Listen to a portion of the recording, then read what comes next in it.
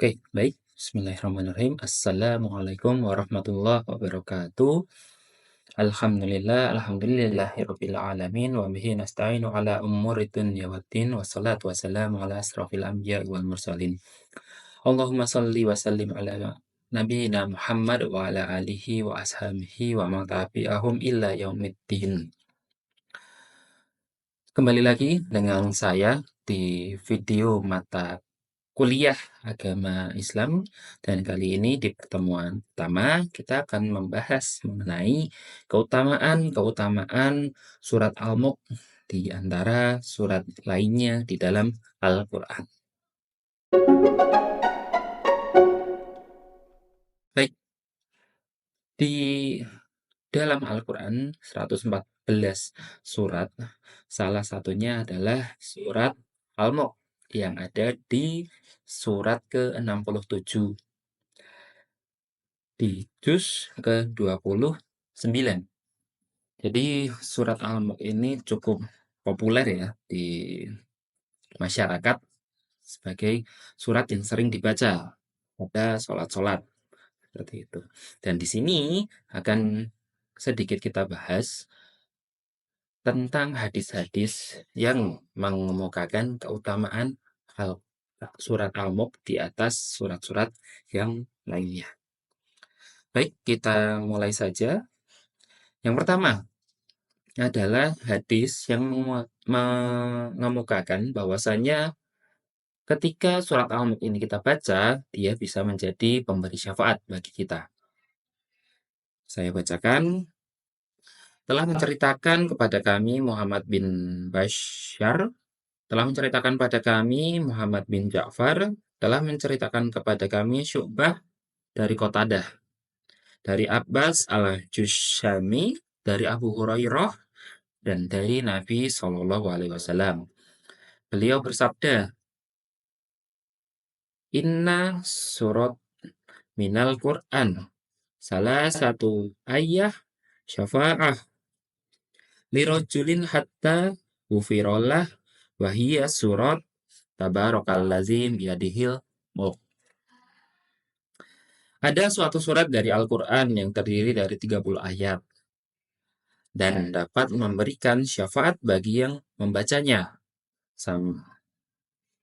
sampai dia diampuni, yaitu Tabarakallazi biyadihil mulk atau surat Al-Mulk. Hadis ini dirawayatkan oleh Tirmizi nomor 2891, diriwayatkan oleh Abu Daud nomor 1400, diriwayatkan oleh Ibnu Majah nomor 3786, dan oleh Ahmad. Asy-Syaukani rahimahullah mengatakan Abbas al-Jusaimi tidak diketahui mendengar hadis dari Abu Hurairah, akan tetapi Ibnu Hibban menyebutkan perawi tersebut dalam As-Siqat. Hadis tersebut memiliki syahid atau penguat dari hadis yang sahih dari Anas, dikeluarkan oleh At-Tabrani dalam Al-Kabir dengan sanad yang sahih. Jadi di sini dari hadis ini ya bisa kita lihat bahwasanya Rasulullah pernah bersabda, ada satu surat di dalam Al-Quran terdiri dari 30 ayat yang bisa memberikan syafaat bagi yang membacanya sampai dia diampuni, yaitu surat Al-Mulk. Tabarakallazi biyadihil mulk.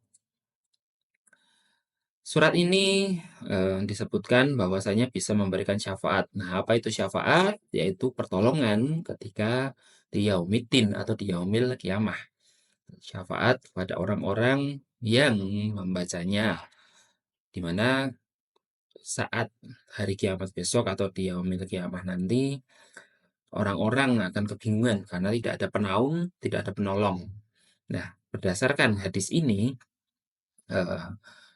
disampaikan bahwasanya surat Al-Mulk ini bisa memberikan syafaat bagi yang membacanya. Namun kita lihat ya penilaian hadis ini, bahwasanya Abu Isa Muhammad bin Isa At-Tirmizi atau Tirmizi dalam Al-Jami' As-Shahih Sunan At-Tirmizi mengatakan bahwa hadis tersebut hasan. Hadis tersebut sifatnya hasan, jadi bisa kita pakai ya. Hasan, sahih, bisa kita pakai. Abul Abbas Ibnu Taimiyah dalam Majmu' al-Fatwa mengatakan bahwa hadis tersebut sahih. Muhammad bin Ali Asy-Syaukani dalam Nailul Awtar mengatakan bahwa hadis tersebut memiliki penguat dengan sanad yang sahih. Syekh Albani dalam Sahih Al-Jami' mengatakan bahwa hadis tersebut hasan. Syekh Asmo Syekh Mustafa Al-Adawi mengatakan bahwa hadis tersebut tidak sahih. Nah, ini ada sedikit yang berbeda karena mensikohkan Abbas Al-Jusyami. Nah, ini eh, mensikohkan Abbas Al-Jusyami hanyalah Ibnu Hibban, tidak yang lainnya. Sedangkan Ibnu Hibban sudah terkenal sebagai orang yang mutasahil, bermudah-mudahan dalam mensikohkan. Namun ada beberapa asar yang menguatkan hadis ini. Jadi kita mungkin lihat sebagian pendapat ulama ya. Di sini ada Tirmizi, terus Ibnu Taimiyah, Asy-Syaukani, dan juga Syekh Albani yang mengecap hadis ini sahih dan hasan. Jadi bisa kita pakai. Makanya surat Al-Mulk ini bisa memberikan syafaat di hari akhir kelak bagi orang-orang yang membacanya. Kita lihat keutamaannya surat Al-Mulk bisa menjadi pemberi syafaat bagi yang membacanya dan juga menjadi sebab terampuninya dosa. Status hadis tadi dinyatakan hasan oleh Tirmizi dan Albani, diperkuat oleh jalur lain oleh At-Tabrani dan dari Anas bin Malik. Dinilai sahih oleh Ibnu Taimiyah dan juga Asy-Syaukani. Nah, sebagai catatan tadi ada yang menyampaikan bahwasanya sebagian ulama seperti Syekh Mustafa Al-Adawi mengkritisi karena kesikohan perawi Abbas Al-Jusyami hanya datang dari Ibnu Hibban yang dikenal dari mutasahil. Hadis kedua yang akan kita bahas adalah bahwasanya surat Al-Mulk ini bisa menjadi pelindung dari siksa kubur. Saya bacakan, telah menceritakan kepada kami Muhammad bin Abdul Malik bin Abu Asy-Syawarib, telah menceritakan kepada kami Yahya bin Amru bin Malik An-Nukri dari ayahnya dari Abdul Jauza dari Ibnu Abbas. Ia berkata, sebagian sahabat Nabi Shallallahu Alaihi Wasallam membuat kemah di atas pemakaman. Ternyata ia tidak mengira jika berada di pemakaman. Tiba-tiba ada seseorang membaca surat Tabarakalladzi biyadihil mulk atau surat Al-Mulk ya, Maha Suci Allah yang di tangannya lah segala kerajaan sampai selesai. Kemudian dia datang kepada Nabi Shallallahu Alaihi Wasallam, wahai Rasulullah, sesungguhnya aku membuat kemahku di atas kuburan dan saya tidak mengira jika tempat tersebut adalah kuburan. Kemudian ada seorang yang membaca surat Al-Mulk tadi ya sampai selesai. Lalu Rasulullah SAW bersabda bahwasanya dia adalah penghalang. Dia adalah penyelamat yang menyelamatkanmu, yang menyelamatkannya dari siksa kubur. Hadis ini diriwayatkan oleh At-Tirmizi ya, berkata dari jalur ini hadis ini Hasan Gharib atau Hasan tapi tidak terlalu kuat. Hasan tapi tidak terlalu kuat, dan dalam bab ini ada hadis dari Abu Hurairah. Hadis riwayat Tirmizi nomor 2890. Dalam hadis ini juga terdapat perawi yang doif, yaitu Yahya bin Amr bin Malik. Jadi doif ya, doif itu hadis-hadis yang palsu atau jangan kita pakai. Nah, ini salah satu perawinya pernah meriwayatkan hadis yang palsu. Jadi eh, ini mungkin yang menyebabkan hadis ini dinilai Hasan Gharib oleh Tirmizi. Yaitu Yahya bin Amr bin Malik, Yahya bin Ma'in, Abu Zur'ah, Abu Daud, dan An-Nasai menilainya doif. Nah, meski begitu, kita lihat penilaian hadisnya, membaca surat Al-Mulk bisa melindungi dari azab kubur. Namun, kita lihat ya status hadisnya disebut Hasan Gharib oleh At-Tirmizi. Terdapat perawi yang doif dan juga dinilai doif oleh Syekh Albani dan juga Mustafa Al-Adawi. Kita lihat sebagian ulama seperti Syekh Mustafa Al-Adawi mengkritisi karena kesikohan perawi sebenarnya ini belum di copy dari yang sebelumnya. Kita baca aja ya. Syekh Albani mengatakan bahwa hadis ini dhaif sebagaimana dalam Dhaiful Jami' dan juga Syekh Mustafa Al-Adawi mengatakan bahwa sanad hadis ini dhaif. Jadi bisa dibilang hadis ini, kurang bisa dipertanggungjawabkan meskipun dia tidak kontradiktif dengan, eee, hadis sebelumnya yang menyatakan bahwa surat Al-Mulk ini ketika dibaca bisa memberikan syafaat bagi orang yang membacanya. Namun kurang bisa dipertanggungjawabkan dari segi, surat Al-Mulk ini bisa menjadi pelindung dari siksa kubur. Baik, hadis ketiga yang akan kita bahas terkait dengan keistimewaan surat Al-Mulk. Kan saya bacakan di sini ada 2 hadis ya yang menunjukkan keistimewaan surat Al-Mulk ini di mata baginda Nabi Muhammad SAW.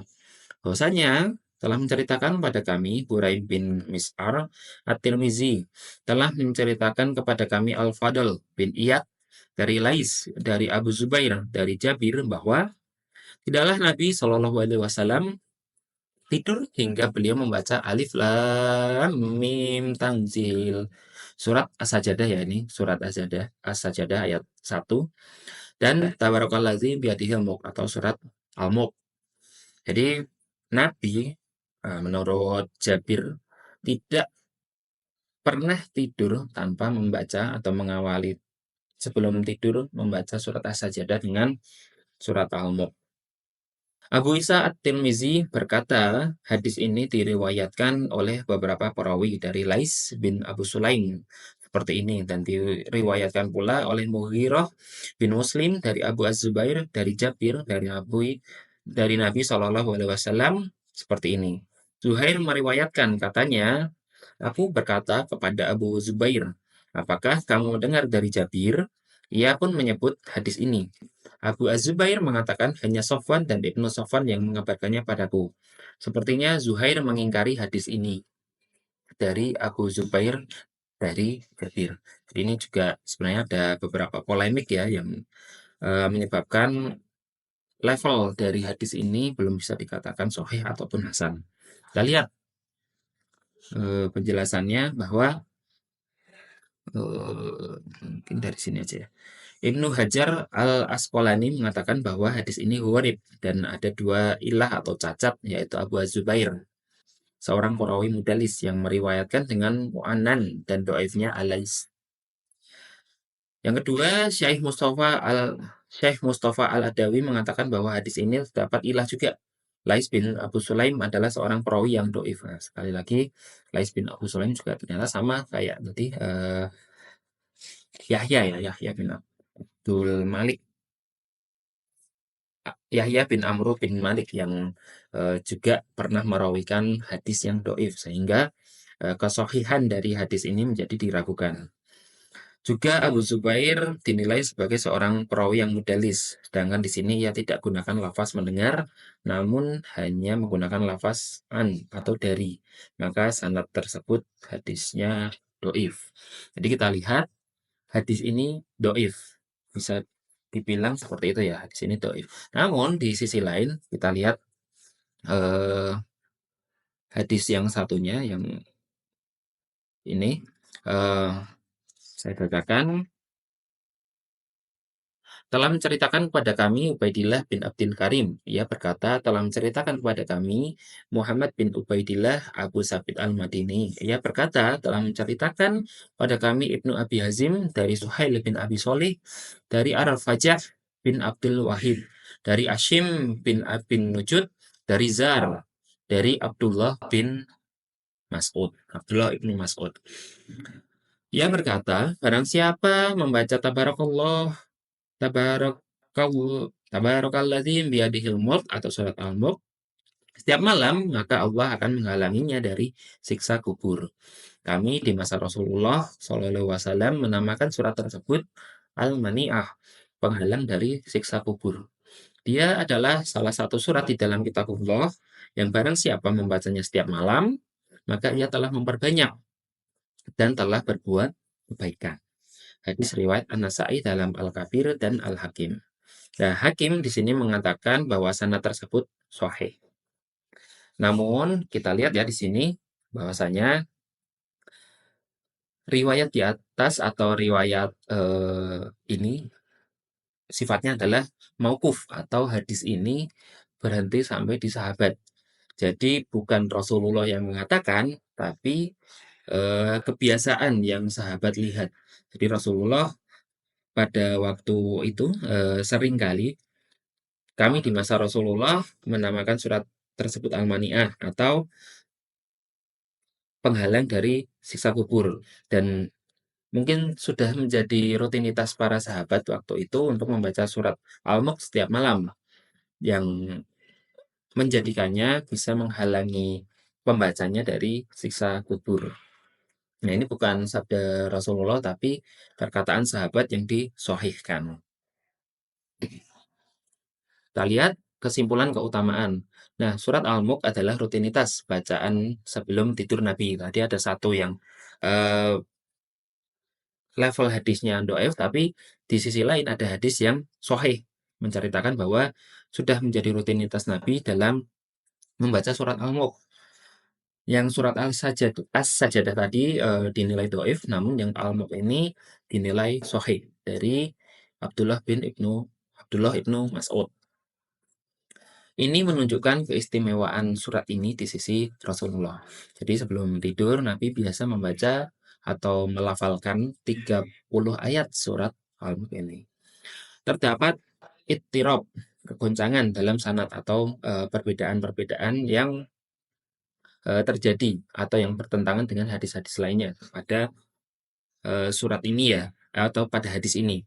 Khususnya pada perawi Abu Az-Zubair dan Lais bin Abi Sulaim. Tadi yang sempat dibahas bahwasanya Abu Az-Zubair dan Lais ini perawi hadis yang doif. Jadi beliau ini pernah merawikan hadis yang doif. Seperti itu. Bagian perawi menyebut riwayat ini mursal atau tidak mutasil tersambung. Namun begitu, hadis ini dikuatkan oleh riwayat yang lain.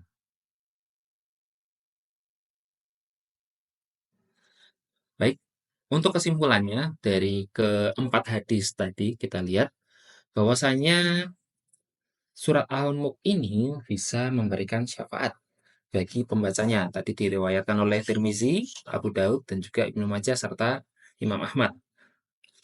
Dan juga bisa menyelamatkan dari azab kubur.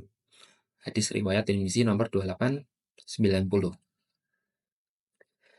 Dan juga ini menjadi amalan yang rutin dilakukan oleh Rasulullah SAW, disampaikan oleh riwayat An-Nasai dalam Al-Kabir dan Al-Hakim.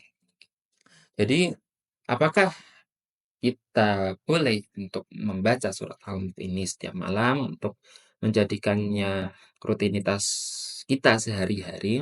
Tentu saja boleh karena punya keutamaan bahwasanya surat Al-Mulk ini dalam beberapa hadis disampaikan bisa memberikan syafaat, bisa menyelamatkan dari azab kubur dan juga ini adalah salah satu amalan yang sering dilakukan oleh Rasulullah SAW. Riwayat yang paling kuat adalah bahwa surat Al-Mulk ini rutin dibaca oleh Rasulullah SAW setiap malam, meskipun riwayat tersebut bukanlah sabda Nabi, tapi hanya perkataan Ibnu Mas'ud radhiyallahu anhu. Tapi bukan berarti hadis ini menjadi hadis yang tidak bisa kita gunakan atau tidak bisa kita amalkan. Tetap bisa diamalkan karena keutamaan dalam membaca Al-Quran, dalam melafalkan Al-Quran itu setiap hurufnya ada kebaikan. Nah, kita lihat ya bahwasanya terlepas dari surat Al-Mulk ini, surat-surat lainnya juga memiliki kedudukan yang sama, bahwasanya bisa menyelamatkan kita dari eh, api neraka atau bisa memberikan syafaat. Dan kalau kita lihat ya keutamaan orang yang membaca dan mengamalkan Al-Quran, Rasulullah bersabda, sebaik-baik kalian adalah orang yang belajar Al-Quran dan juga mengajarkannya. Jadi meskipun tadi ada hadis yang sifatnya Hasan Gorib atau Hasan tapi sedikit lemah, dikuatkan oleh hadis lain, hadis riwayat Bukhari bahwasanya orang yang terbaik di antara kita adalah orang-orang yang belajar Al-Quran dan juga mengajarkannya. Dan termasuk eh, perkuliahan ini adalah mengajarkan bahwasanya memaknai Al-Quran dan mentadaburi ayat-ayat Al-Quran. Harapannya nanti juga Anda bisa menyampaikan hikmah-hikmah yang bisa Anda dapat dari perkuliahan ini untuk disebarluaskan.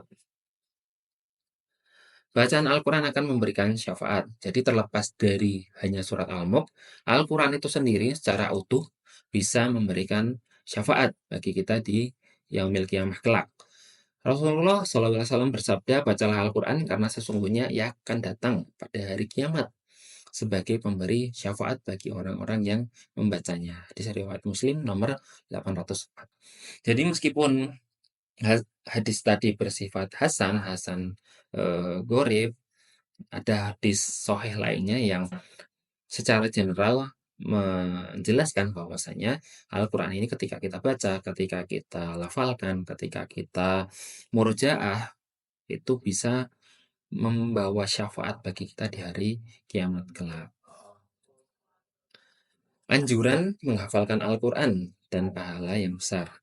Jadi sekali lagi ya, terlepas dari surat Al-Mulk ini, kita dihimbau, dianjurkan oleh Rasulullah, barang siapa membaca Al-Quran dan menghafalnya, maka dia akan dimasukkan ke dalam surga dan akan diberikan syafaat kepada 10 orang dari keluarganya yang telah ditetapkan masuk neraka. Hadis riwayat At-Tirmizi nomor 2905. Dan ini hadisnya Hasan menurut Albani. Jadi kalau kita lihat secara tekstual ya, ketika kita menghafalkan Al-Quran sebagai menghafal Al-Quran, kita tidak hanya diberikan syafaat oleh Al-Quran itu, tapi kita juga bisa memberikan syafaat 10 orang dari keluarga kita yang masuk neraka. Nauzubillah, misalkan bapak ibu kita dilalah kok ditetapkan untuk masuk ke neraka. Ketika kita menghafalkan Al-Quran, kita bisa memberikan syafaat kepada beliau untuk mengangkat atau menyelamatkan mereka dari neraka sebagai bentuk bakti kita. Seperti itu. Juga selanjutnya keutamaan membaca dan mengamalkan Al-Quran. Rasulullah SAW bersabda, akan dikatakan kepada para penghafal Al-Quran, bacalah, naiklah, dan tartillah sebagaimana engkau mentartilkan Al-Quran di dunia. Karena sesungguhnya kedudukanmu ada pada akhir ayat yang kamu baca. Hadis riwayat Abu Daud nomor 1464 dinilai hasan oleh Albani. Jadi beberapa hadis ini menguatkan secara general keutamaan-keutamaan untuk membaca dan menghafalkan Al-Quran. Nah, dalam konteks perkuliahan ini kita fokus kepada satu surat, yaitu surat Al-Mulk, yang mana menjadi surat yang bisa memberikan syafaat dan surat yang bisa menolong kita dari azab kubur, dan juga sebagai amalan yang dilakukan oleh Rasulullah setiap malamnya. Baik, sekian untuk perkuliahan pertama ini terkait dengan hadis-hadis keutamaan surat Al-Mulk tadi ya. Apabila ada pertanyaan atau masukan saran, bisa tulis saja di kolom komentar atau sampaikan melalui email di taufik.fitrianto@poltek-furniture.ac.id. Nah, sebagai penugasan awal, silakan teman-teman mau membuat video untuk membaca atau menghafal surat Al-Mulk ini. Silakan di video teman-teman Anda sedang membaca surat Al-Mulk untuk kami jadikan penilaian tugas pertama ini. Jadi nanti akan kami bukakan link pengumpulannya di Adlink. Jadi silakan untuk membaca dan di video. Kami akan menilai sejauh mana sejauh mana penilaian untuk membaca surat Al-Mulk ini secara general. Baik, terima kasih. Wallahu a'lam bishawab. Sedikit disclaimer, kami juga bukan ustadz, bukan kiai, kami hanya menjalankan amanah yang diberikan oleh pengurus prodi kepada kami, dan insya Allah apa yang kami sampaikan bisa dipertanggungjawabkan. Wallahu a'lam bishawab. Jika ada benarnya itu datangnya dari Allah, namun jika banyak kekeliruannya itu datangnya dari saya pribadi. Demikian, Assalamualaikum warahmatullahi wabarakatuh. Sampai jumpa di video selanjutnya.